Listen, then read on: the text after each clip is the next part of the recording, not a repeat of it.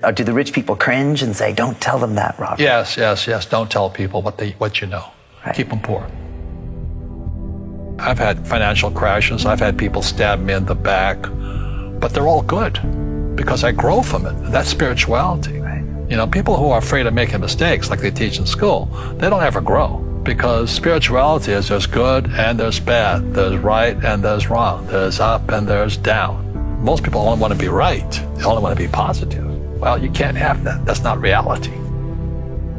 Well, I wasn't poor by most people's standards, but I came from a family with a poor attitude, if you know what I mean. Because rich, poor, middle class, poverty starts with a fundamental attitude. He says poverty is passed on.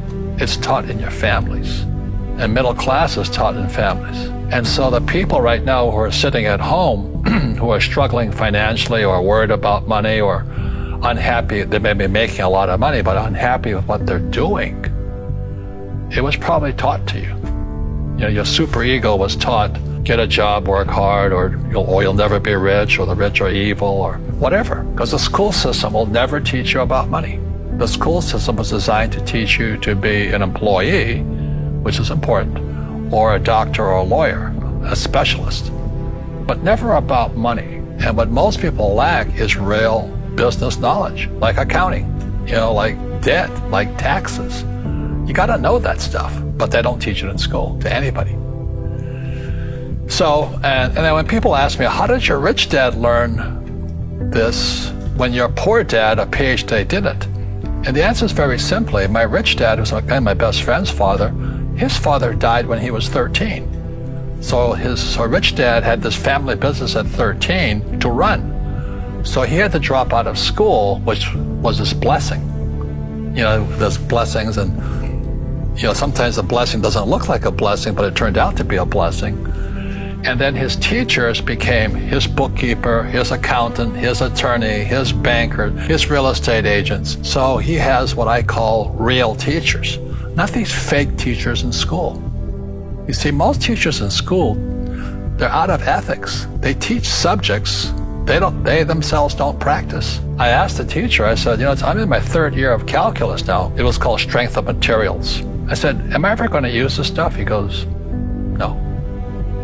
I said, why do you teach it? He says, because I get paid. I said, do you ever use it? He goes, no.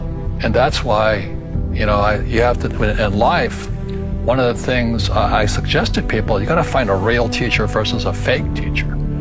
And a fake teacher is somebody who doesn't do what they teach.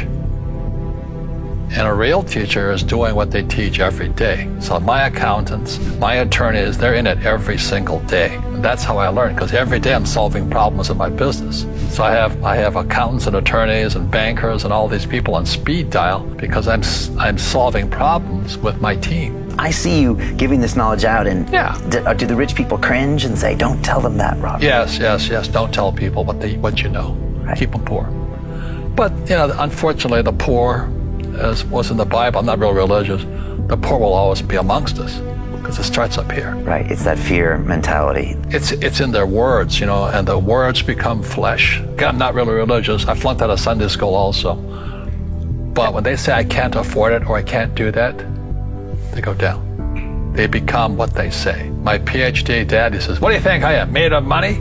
I can't afford that. And my rich dad would say, that's why he's poor. Poor people say, I can't afford it, I can't do that, I don't have time. Because it's an escape.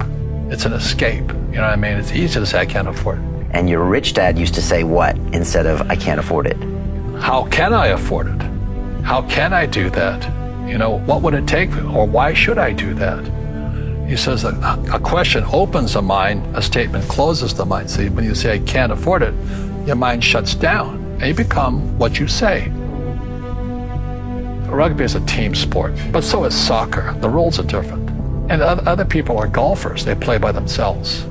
And so everybody's different. So my game financially is business, number one. Second is real estate. So what I say to young people is, you find your game.